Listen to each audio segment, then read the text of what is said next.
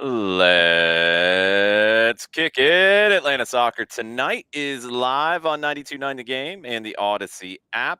I'm Jason Longshore, joined by Madison Cruz. Tonight, we're talking soccer in Atlanta. We're talking soccer in Georgia. We're talking soccer in the United States. We're talking soccer right now in Ecuador, because that's what's on my TV. We're talking soccer in Europe. We're talking soccer all over the place. It's what we do on AST. This is a busy one because we had a match 2 days ago. And we have a match for Atlanta United tomorrow night. And then 2 days after that, there's another match. It's a busy time for the Five Stripes. It's a busy time in MLS. We'll talk about all of that as we go tonight. Club World Cup right around the corner. There's a play-in game on Saturday night to see who's coming to Atlanta to play Chelsea. Sold out crowd at BMO Stadium. We'll get into Club America and LAFC. But, Maddie, we will start with Atlanta United. A big win on Sunday night. We've talked about where Atlanta United has been for a long time and what needed to change and what could change and what you hope to see change. We've seen some changes tactically, and I think the last two matches we've seen some of that pay off, and hopefully we'll see some increased confidence tomorrow night as Orlando comes to town. Yeah, I mean, it's something that and you'll hear from Ronnie Dyla, obviously, as I had the chance to speak with them at media after training today. But it's something that he said to me when I asked him, he talked about the painting and how it's a painting, you're completing it, you're trying to pick a color, you're trying to make something fit. And I think you're getting close to the completed thing. You're fitting the puzzle that fits what this group needs. And I think you found that. I think you found it in the way that the formation is. I think you found it with which tools you can utilize, not only how it helps the players who are going to be starting, but also the players who come in and be effective off of the bench. Because we saw that too on Sunday as well, with Mateusz Klich delivering a beautiful ball to Jamal TRA, who made the run to make it 4-2 as well. I mean, you look at the players that can not only be impactful in the starting lineup, but also the players that are impactful when they come off the bench, and how this formation utilizes, I think, everybody, and how you're seeing it all collectively come together. I think there are obviously things that obviously still need to be tweaked a little bit. I mean, you just look at some of the defending in those moments on set pieces that has to be a little bit cleaner, especially going up against Cincy and going up against Orlando tomorrow. But I think you're starting to see the building blocks of what this team can be. And listen, if Sunday's any indicator, I'm excited because it was a great performance. I think just for me, I love players and I love a team that fights, and that's something that we've been talking about in the last couple of weeks of wanting to see that, and we saw that on Sunday. And that is what I think is the most important thing to take out of. Yeah, you saw that in a few different ways. We will talk about the collision with Latte Lot and Nick Hagland in just a second. Cincinnati fans, you can go ahead and mute the radio for a little bit if you're waiting for our takes on that one. I want to talk about the fight in a sequence that ended up leading to a goal. It was a moment where Jay Fortune had a pass that was a turnover, not on the same page. I don't even remember who his intended target was, but he passes. It's turned over. He immediately steps to press the ball, doesn't give up on the play, doesn't drop off on the play either. And his pressure forces a really bad wayward pass back. I think it was Buka who passed it back, intended to get to Celentano. Ends up going over the end line, ends up being a corner kick that Atlanta converts on. That kind of stuff is so important. I felt like very early on, the team was dropping off a lot and letting Cincinnati play a little bit too much. Maybe that was something that was talked about during the injury break when Hagland was down and the team had a huddle on the field, because it felt like after that, it wasn't crazy reckless high pressure, but it was very smart pressure from Latte Lot, from Miguel Almiron, and made life just that bit much more difficult for Cincinnati. And I think it ended up really helping Atlanta on the night. That kind of fight, not purely what we saw with the collision with Latte Lot and Hagland, but the intelligent fight to try to win the ball back. I think we saw it enough to where that has to be a component for Atlanta United going forward for good now. Yeah, you just have to hassle. Like, it is just the idea of, okay, if I don't have the ball, I'm still going to be composed even if I don't have it, and I'm going to try to win it back every chance I get. And I think we saw a lot of that in the first half. I think the first 15 minutes, it kind of felt a little bit awkward trying to get back into it. But then I think once since he got that first goal to kind of come back into it, I think it clicked back on again immediately, because I think you want to see that high press. That's how Ronnie Dyla wants his team to play. Mhm. And there were even moments just watching him on the touchline, he was motioning forward, go Yep. forward, trying to put more of that high pressure up there, because that's what you want. You want to have that, because then you put Cincy in a position where they have to make a decision, because it's like, oh, I have someone coming at me. Where am I going to go? Am I going to pass it back? Am I going to go forward?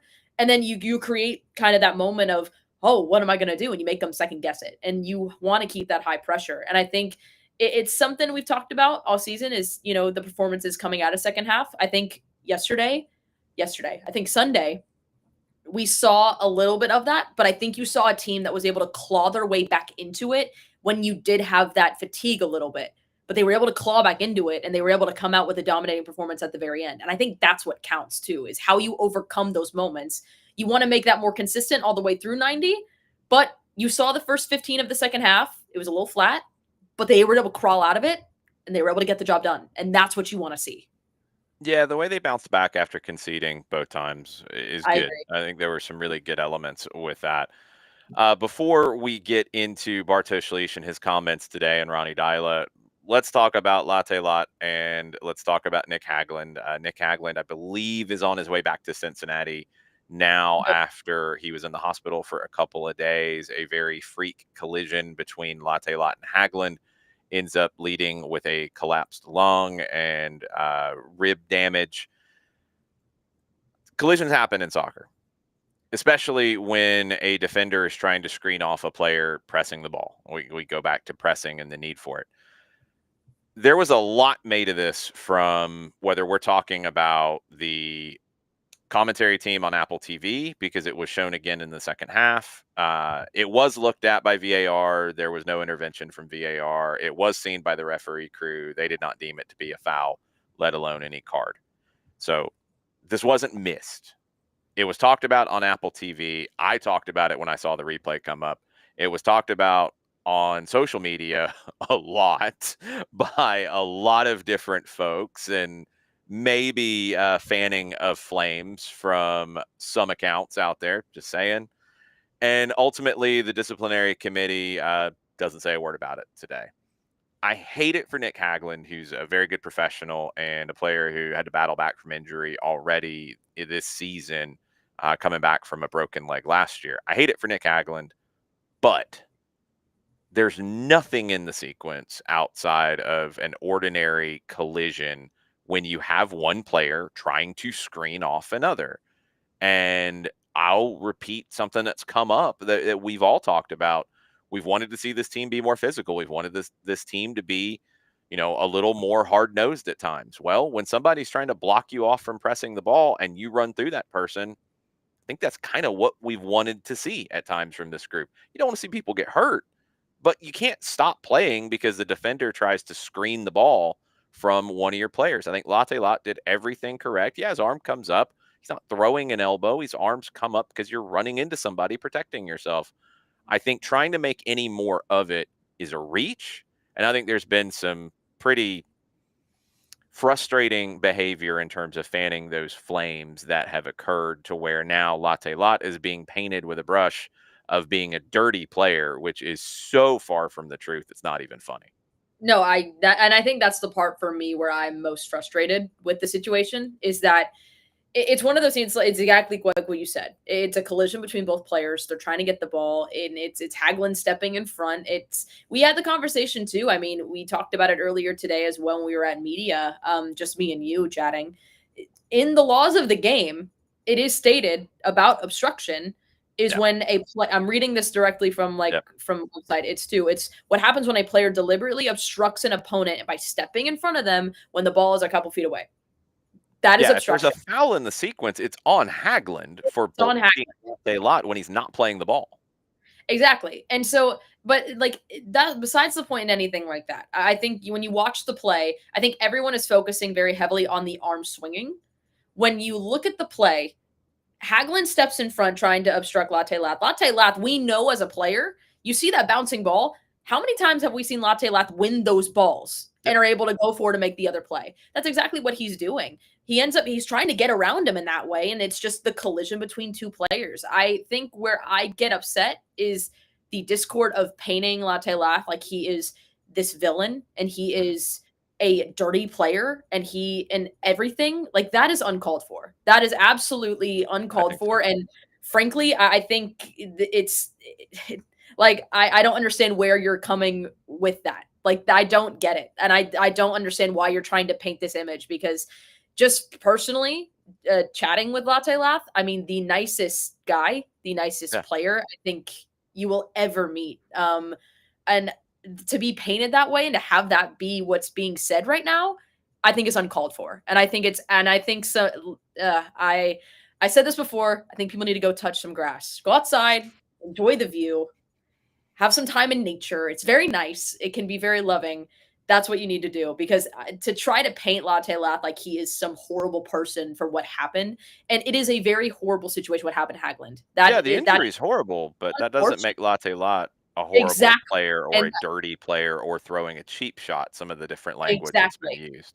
I completely agree with you, and I think that's the thing here. And I think what's happening is it's everyone trying to call for it to be looked at again as well by the league too. It's you're not looking at the actual play, you're looking at what happened after the play. You're looking at Yeah, the injury that it's happened not how after it the goes. play.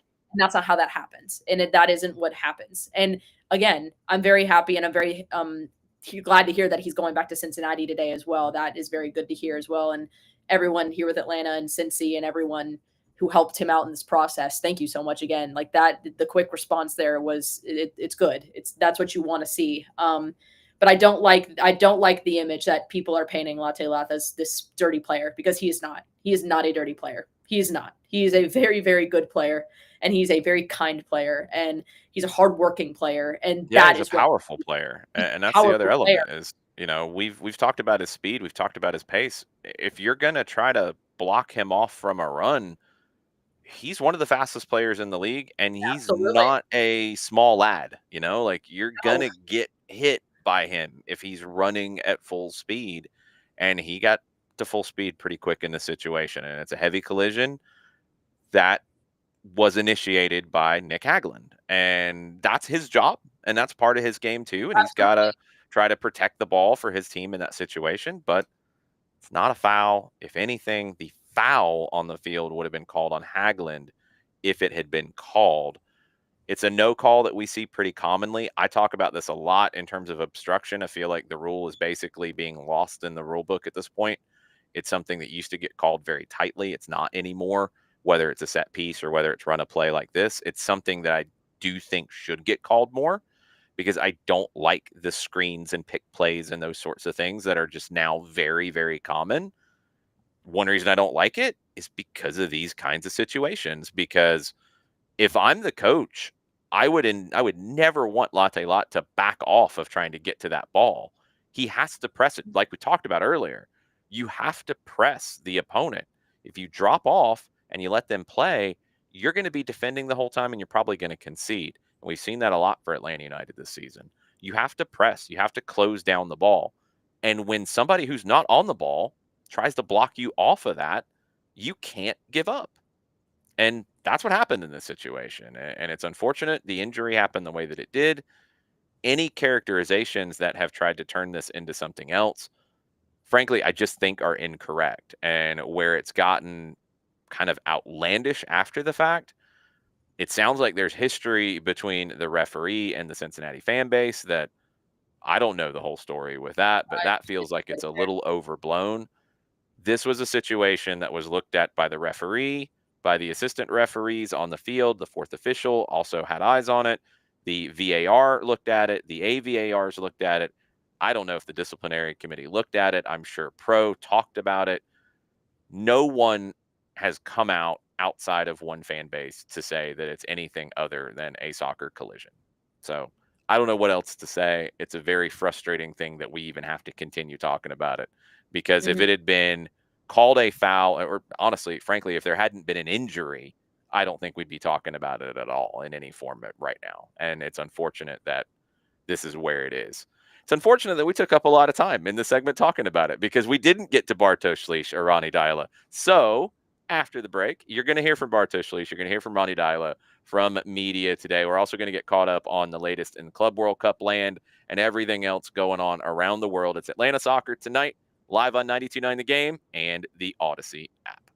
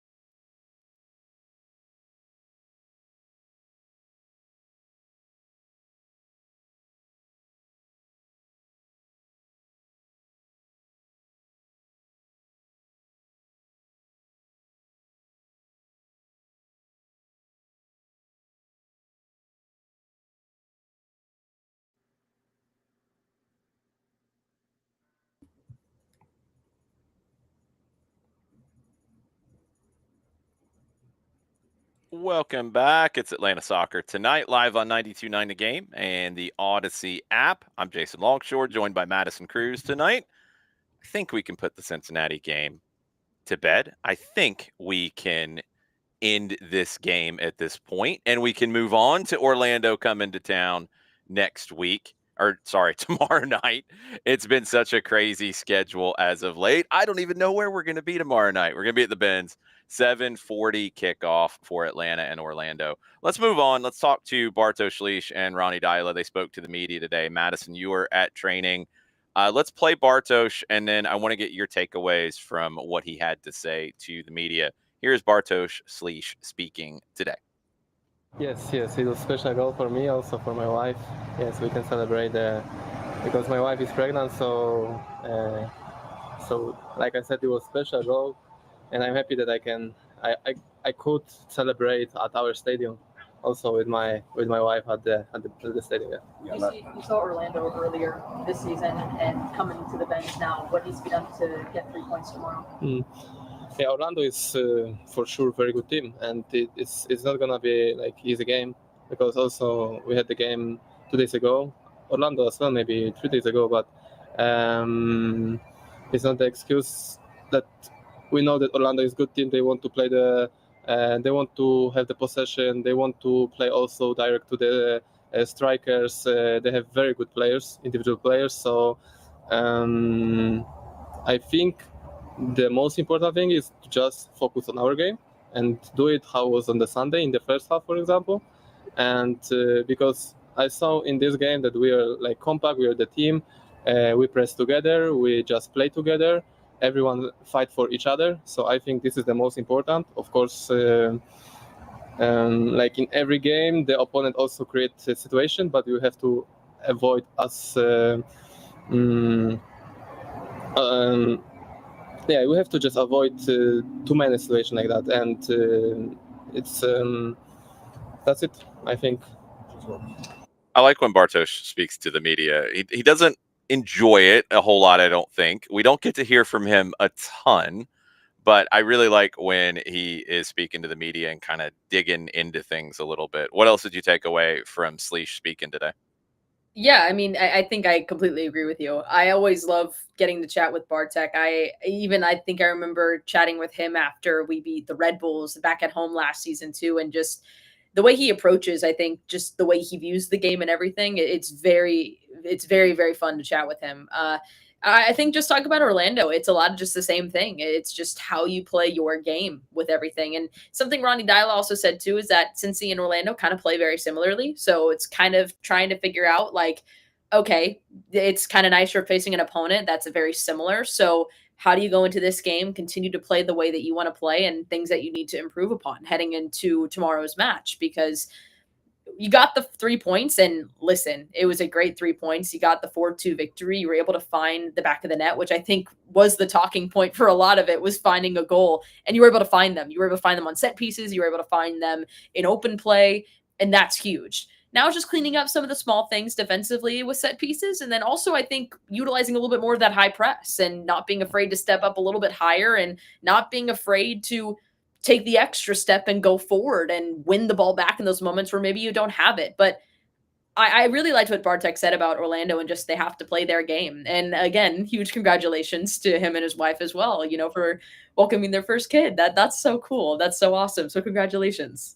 Yeah, it was cool to see him looking for his wife when he's on the field after scoring the goal and celebrating. You could tell he was trying to pick her out in the crowd. Very, very cool. Let's hear from Ronnie Dyla. He spoke today as well, and here's a little bit of what he had to say. We're talking about leadership. I see a lot better leadership also in the group now. As I said, Miggy has been outstanding to go in front. And you see Derek is very important for the team, and also Brad, when you have him like this, Clicky coming on, is very positive and also a leader type. So, and Jay growing into his role, Bartosz is talking more. So I see things that is very positive for the future. You talked about earlier this season painting a picture, and that's kind of what this is looking like Do you think the picture is close to being done, or is this? I think we're closer to a picture now to suit this group. I think that is. I think there's been a lot of changes during now the last weeks to find the right way to play, to get the best out of every player and the best out of the group. And I think we are close to see some good patterns offensively and defensively in that way. I loved the picture painting analogy that was used earlier this season by Ronnie Dyla. It was a very cool way to put kind of where things are. Our own for the SDH network, Sophia Cupertino, wrote an article about that perfect picture and what Ronnie is kind of looking for. So a cool callback to that. Where do you feel like this team is in creating that picture from what we saw on Saturday and what we hope to see tomorrow against Orlando? I think it's exactly what Ronnie said. It's you're getting really close to it, and especially with the team that you have and how this team wants to play and what pieces and what things you need to move around to make it work. It's soccer is so much like a chess game because you're trying to figure out, okay, this piece fits here, but this piece might not fit this one. So how do then I utilize this? Like, what can I do to get the best out of every single player? And I think you found that in the last game and in the game before. I think the formation that you have suits every single player out there because it allows for things to go forward. And even too, you're noticing things that I think are brand new. Like we've talked about it. The Jay Fortune and Alexi Miranchuk duo is incredible. It's something I don't think I would have ever thought of. And you watch it on the field and it's like, whoa, okay, like let's go. This is awesome. And I think they bounce off of each other very nicely. And I think you have the midfielder also back with the back line too, kind of holding things down with Bartosz Slisz as well as Tristan Moyamba, as well in the last game as well, not the Cincy game, but the game before as well. You have that you got that holding midfielder too, kind of holding things down, being kind of the last line of defense before you get to the back line and helping out in those moments. But even too, I think with Bartek as well, I noticed it too when Ronnie Dyla talked about the leadership, him commanding the space, pointing things out, getting things forward, talking, getting things going. And it's something Bartek even talked about too. He even said too, he wants to get better in this game too, because he didn't feel like he had the best performance, which I thought it was a phenomenal performance from Bartek, especially just the way he commanded the space and watching him dictate where he needed to go and where he needed to pick the pass and talking to everybody. And I think you saw that from not only him, but every player out there. And it's piggyback off the first question I asked Ronnie. There was a moment, we talked about it already during when Hagelin was injured and he was getting treated. There was a moment I watched as Brad Guzan went over to the technical area to get some instructions or to chat for a second. Then there was a huddle there. And I asked Ronnie Dyla about that, and he didn't remember it at the time because it was in the middle of a game. And the game was a little bit ago. So it makes sense that, you wouldn't remember the things at the moment. But Ronnie goes straight to the next game pretty fast. And that's absolutely fair. You have to just focus on the next thing. But he went into the leadership talk, and I really enjoyed hearing that, especially the players who are stepping up in the moments, because it's not just one leader. It's not just Brad. It's not just the veterans. It's everyone. It is Miguel Almiron who is taking a big step. And I thought, even though, you didn't see an assist or a goal with him last on Sunday, I thought he played brilliantly with what he was able to do in the moments, just being in those moments, kind of picking the spots where he needed to go. I thought it was a very good, underrated performance. I don't think anyone's talking about, but I thought he played brilliantly. And I also saw him being leadership moments on the field. Jay had moments there too. Derek had huge moments as well. You're seeing that from everybody. And I think that's what it is. It's a collective. It's not just one person. It's everyone. There's 11 people on the field. You got to work together. And sometimes it takes one person and one player to step up to one moment and then another player to the other. And I think the picture is coming together, and I think you're seeing it. I don't think it's completely done yet. I think you have, I don't want to say a rough draft, but I'll almost say you have a first or second draft of what this painting can be. And I think you need a couple more strokes, a couple more colors to fill in here and there to make it a little bit better. But I think you have a really, really solid first, second draft on your hands with this team. And I'm really excited to see it on Wednesday. I'm really, really excited to see it up against Orlando. See, here's the thing about a painting. I'm going to go to the second part of what Ronnie talked about when he brought this up. I think it was back in April that he mentioned it. we've focused a lot on the first part. The second part, I think, is even more important. And I think it's what we're seeing play out right now. He said when a wrong color is, and he implied added to the painting, go in and adjust it, add something else. Yeah. That's painting. Like, I think, when we're writing, you can erase stuff, you can go back and cut it out, you can get AI to help you with it, you can do all that stuff now. When you're painting and you've got the brushes out and you've got the paint out and you might have a line that gets a little haywire, you might have a color that doesn't quite match what you had in your head, or it hits another color and it kind of comes out funky. Okay, you have to then go and adjust and make something new out of it. And I think the midfield that we're seeing right now from Atlanta United is part of that. I think Miguel Almiron in the position that he's in is part of that.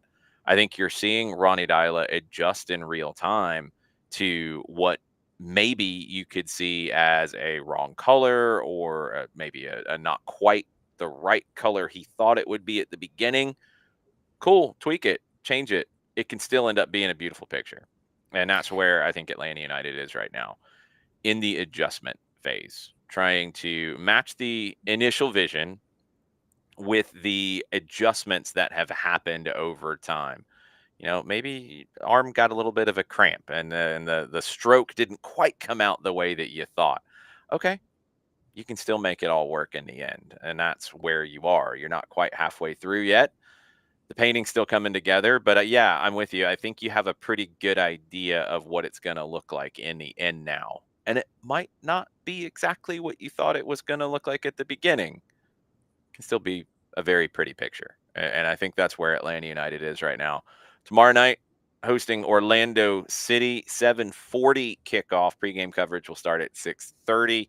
Abe Gordon and somebody that's also on the show, not me, that would be Ah, her. oh, Madison cool. is with Abe, and there will be a match day mixtape, and it sounds like there might be a theme to it. You're just going to have to listen to find out. Yeah. I mean, I'm not going to tease too much, but No, Orlando, what's in Orlando. there's Kind of stuff cool. there. There's That's all I'll say. things in Maybe a little. Orlando. You may see a mouse. Let's just say that. Possible. Anything can happen in the Possible. match day mixtape. That's tomorrow. That'll be at the last segment of the pregame show. We'll have Garth Lagerway as well, joining Mike Conti and I about midway through. So right about 6:55, right before 7 o'clock, Garth will join us in the booth, and we'll see what his reaction is to Sunday night's big win against Cincinnati. So we've talked a lot about Atlanta United. We haven't gotten into like half of the things that are on the rundown. We have the 343 coming up next. It's 3 local stories. It's 4 headlines. It's 3 things that make us smile about the game. And we might be making it up as we go. Coming up right after this on Atlanta Soccer Tonight on 92.9 The Game and the Audacy app.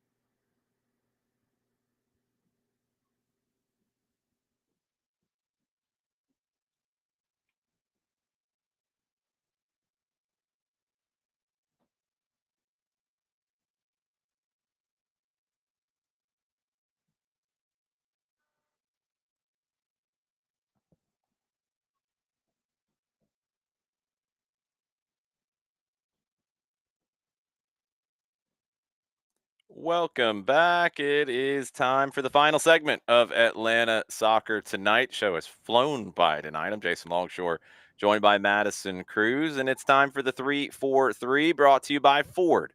Visit your local Ford dealer. It's 3 local stories, it's 4 headlines, it's 3 things that make us smile about the game that we love so much. Let's start with number 1 on the local side, Atlanta United 2. They beat Orlando City B 3-0 on Sunday night in Central Florida. It was supposed to be on Friday night in Kennesaw. Field was unplayable. They go to Orlando, second straight game that Atlanta United 2's had to go on the road. They haven't lost either one of those, by the way. They are 5 straight without a loss. Came in Togashi with 2 goals. Gabriel Wise scored his 3rd goal of the season. Academy goalkeeper Jonathan Ransom, first game of the year, second clean sheet of the year, youngest to have a clean sheet in Atlanta United 2 history. A big, big performance for the Twos on Sunday night. Listen, you stole the words right out of my mouth. I was going to say that as well. Jonathan Ransom becoming the youngest goalkeeper to keep a clean sheet. That's crazy, especially for the Twos. You're seeing so much academy talent, I think, in the Twos this season, especially Gabriel Wise as well. It's fun to watch. And listen, I'll say it here. When we're back at Fifth Third, when we're back in Kennesaw, y'all got to come out. You got to come out and support the Twos because they are a fun group to watch. Let's hope that when we're supposed to be back, we're back in Kennesaw. Let's hope. Fingers crossed. Fingers crossed, everybody. Fingers crossed. Come on, Scrappy. Get the job done. Let's move to the WPSL, a league that we really have, I think, fallen in love with over the past couple of seasons here locally. 5 teams in the Peachtree division this season. Some teams a couple games in. Some teams haven't played a league game yet. You have 5 teams in the division. They'll play everybody home and away. Right now, Chattanooga, Decatur, both 1 game played, 1 win. Atlanta Fire United, they've played twice, they've won once. UFA Gunners have played twice and lost twice. And Georgia Impact has not played yet, but that will change this weekend. They go to Chattanooga on Friday night. Decatur hosts UFA Gunners on Friday night as well. Be an amazing crowd in downtown Decatur for that one. And then Sunday, UFA Gunners play again. Georgia Impact plays again, but it's the home opener at Cherokee High School in Canton. We've had a chance to see these teams a little bit. I saw some of Decatur's intra-squad scrimmage and the Georgia Impact intra-squad scrimmage. You saw the Impact intra-squad scrimmage. What are you looking forward to for Sunday when Georgia Impact is back in Canton and we'll be on the call? I'm excited because I think, especially with the group that we saw, that there's a lot of new faces, but a lot of the talent that was there last season is back again as well. So you got a whole bunch of new players coming in and who are gonna be standouts there. Maddie Hook is one. You also have Charlie Bernal of Kennesaw State. She's going to be back as well. You have a lot of consistent faces in this Georgia Impact group, which is huge, but you also have a lot of really talented new faces who are stepping in as well. And it's going to be a good blend. I'm very excited to see the first match of the season on Friday and be at Reformation up in Canton with everyone there for the watch party to cover stuff for Impact this season. And I'm also really excited for the home opener because it's going to be a ton of fun. I'm very excited to be on the call. Yeah, it's going to be a fun one on Sunday. Some really exciting new talent for Georgia Impact. Some exciting new talent for Decatur FC as well. Looks like maybe those are the 2 teams that'll be fighting it out this season in WPSL. Don't discount Chattanooga, though, and I think we'll get a good sense of how things are on Friday night with Chattanooga hosting Georgia Impact. Let's move on to number 3 on the local side. Yesterday, had the chance to go up to Cumming, Georgia, Nofo Brewing, North Forsyth. Cool brewery that I had not had the chance to visit. And the reason why I was there, and I'm talking about it on a soccer show, is Nofo is a partner of Walsall FC in England, who was playing in a promotion final trying to get to the 3rd division in the English pyramid. They unfortunately came up short in that one, 1-0 to AFC Wimbledon. But I had a chance to talk to Joe Garcia, the CEO of Nofo Brewing, and I asked him, how did this all come about? Why is a brewery from Forsyth County in Georgia on the front of the training shirt for a 100-plus-year-old English professional soccer team? Here's what Joe had to say. Business partners Brian and Shannon Miles are part of the investor group that bought both Walsall FC and Drogheda United. So pretty soon after, Brian's wheels got spinning, and he was like, beer, football, it's probably not a better combo. So how do we get our brand over there? And that was a few years ago, and we launched in England first, and then recently in Ireland as well. So our beer's on draft in both stadiums, and we're in distribution in over 100 accounts across the UK. Really, my business partners. Really cool to see a huge crowd for this game at Nofo Brewing incoming on Memorial Day morning. It was a 10 a.m. kickoff. We're going to be doing more with Nofo Brewing, and you'll be able to hear the whole conversation with myself and Joe tomorrow on the SDH network. Instagram is at Soccer Down Here, on YouTube as well, youtube.com Soccer Down Here, and there will be plenty more to come with our new friends at Nofo Brewing.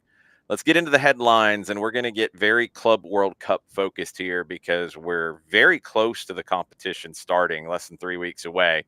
Lots of things bubbling up with this competition. Number one on the headlines, reports on Cristiano Ronaldo.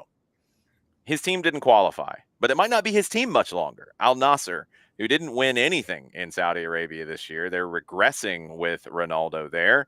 And he kind of gave you some cryptic social media posts on Monday as the season ended that maybe a chapter is closing and a new one might be starting.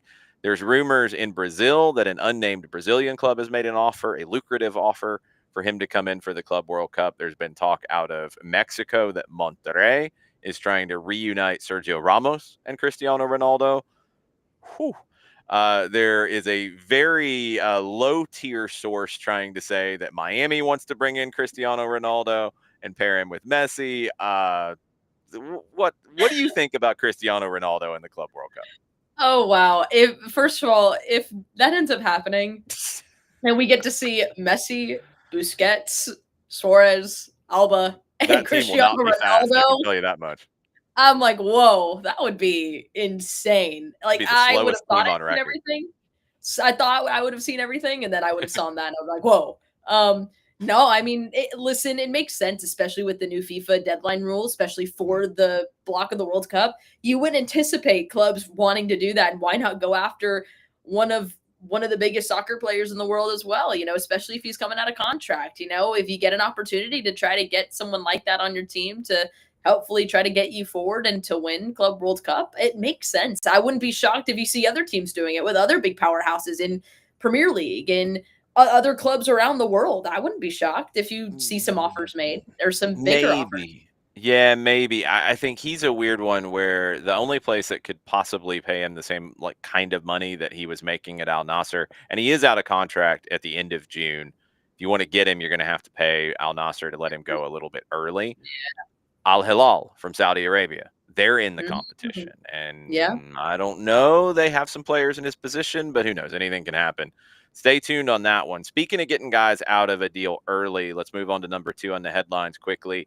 Trent Alexander-Arnold, we know he's going to Real Madrid. We know it's going to happen when his contract is up with Liverpool. That's June 30th. The competition starts June 14th, and now the price keeps going up. A deal hasn't gotten done yet. We had reported before that the reports out of Spain and England were $1 million to get him out of his contract a month early. Now, according to El Chiringuito in Spanish television, it's $5 million to get him out of his contract a month early. Whew, that feels excessive. That's a lot of money. I don't that's a lot of for money. a couple weeks. Yeah, that's a lot. That's For like oof. 3 games. Now, I think you could play the group stage and then he could be registered for the knockout rounds and play in July. I think. But you want him to be there for the very beginning. You do, but $5 million bucks? Yeah, $5 million seems like a lot, and that's just Crazy. Yeah. I'm not so sure on that one. We'll see what ends up happening there. Real Madrid's going into this tournament in a big, big way with Xabi Alonso in charge now. Number 3, another couple of teams who are trying to get into the tournament. It's LAFC and Club America on Saturday night, 10:30 Eastern time. You can watch on DAZN. This is at BMO Stadium in Los Angeles, but it's not going to be an LAFC home game. It's being treated as a neutral site venue by FIFA. They're managing the match. So it will look and feel a little bit different. It's sold out. It's going to be intense. The winner gets into the tournament and will pocket right under $10 million. This is the most lucrative game that a Major League Soccer club has ever played in. We'll see if LAFC can handle the pressure. Club America, they lost in the Liga MX final over the weekend to Toluca, so they're going to be fired up for this one to try to get into the Club World Cup. And number 4 on the headline, speaking of those two teams, the winner will open the tournament here in Atlanta against Chelsea on June 16th. Chelsea plays in the Europa Conference League final tomorrow against Real Betis from Spain. Craziest stat that I've read about this game: last 9 times a Spanish team has played an English team in a final in European competition, the Spanish team has won. The last 9 times. Liverpool beat Alaves in like 2001. That's the last time that an English team beat a Spanish team in a European final. That's crazy. Like, Yeah. that's nuts. That'll be interesting, especially, as we're getting closer to Club World Cup. Those are the games that I think can help give a little momentum and a little bit of drive heading forward, especially as you get ready for those first couple matches. It's kind of like as going back to LAFC facing Club America too. Club America is going to have a chip on their shoulder for not winning the Liga MX final. Like, they're going to have a chip on their shoulder going into this one because they're going to want to compete. They're going to want to go in. LAFC is also going to have a chip on their shoulder because, again, it's the most lucrative match an MLS club has ever played. And they're also going to want to make history, and they're going to want to jump into this as well and join the likes of Seattle and Inter Miami as well. So you got a lot to play for. You got a lot to play for in these couple of matches since the Premier League season's over. Chelsea's going to be coming into this one. They're going to want to win. They're going to want to win to help push them forward, especially heading into Club World Cup. Yeah, one element to that game tomorrow, Betis finished the La Liga season on Friday night. Chelsea played at Nottingham Forest in a game they had to win to clinch Champions League for next year on Sunday, and they won that. We'll see if they have to rotate to get a lot. Betis has got a bunch of injuries, so it's a kind of a weird one tomorrow. You can watch it on Paramount Plus. We'll see how that one ends up looking. All right, quickly, 3 things that make us smile about the game that we love so much. Number 1 for me, a team I talked about, I think last week, Platense in Argentina. Los Calamares, the Squids. I'm not kidding. They're called the Squids. It's crazy. They have the greatest mascot in the history of mascots. I've seen videos of the mascot dancing now, which is insanity. They are a team in Argentina who has never won a first division title. They've only won 3 league titles at any division in their history of, I think, 120 years or something like that. They're in the final now. They won 1-0 against San Lorenzo over the weekend. They will be playing in the final against Huracan, who is a kind of an old school top team in Argentina, but hasn't really been that in a while. It's not Boca, it's not River, it's not the top teams. It's Platense and Huracan in the final in Argentina, and I am all in for the Squid, pulling for the Squid. White and brown uniforms. It's the weirdest thing I've ever seen, but go Platense in the Argentine final. What's something that makes you smile about this game, Maddie? I'm going to go back to WPSL because I'm very excited for this season to start off, especially since there's so much things happening with WPSL too, especially next year with the pro teams and the pro season going to be starting up as well. That's going to be a ton of fun. But Georgia Impact starting up this Thursday, I think that is going to be such a fun game. It's going to be a fun atmosphere being at Reformation to kick off the season for them. And it's going to be an even fun home atmosphere as well, June 1st. So come on out to Canton, come out to Cherokee High School if you can. Yeah, if you're on the north side, Reformation Brewery for the watch party on Friday night, 7 o'clock for that kickoff. And in the game in Canton at Cherokee High School Sunday at 6. And don't forget, Friday night in Decatur FC plays at 7 o'clock in downtown Decatur. Cool atmospheres on both sides for women's soccer. Number 3 on the things that make me smile, the academy players rocking out for Atlanta United 2 over the weekend. John O'Ransom, Gabriel Wise. And the homegrown's doing the same thing for the first team. I mean, Jay Fortune and Matt Edwards were maybe the 2 best players on the pitch for Atlanta United at the Benz. We'll see if they can continue it tomorrow night against Orlando. 6:30 for the pregame, 7:40 for the kickoff. You can listen to it all right here on 92.9 The Game and the Audacy app. That's going to do it for us. Thank you for hanging out with us. AST back next Tuesday at 10 o'clock. Adios, everybody.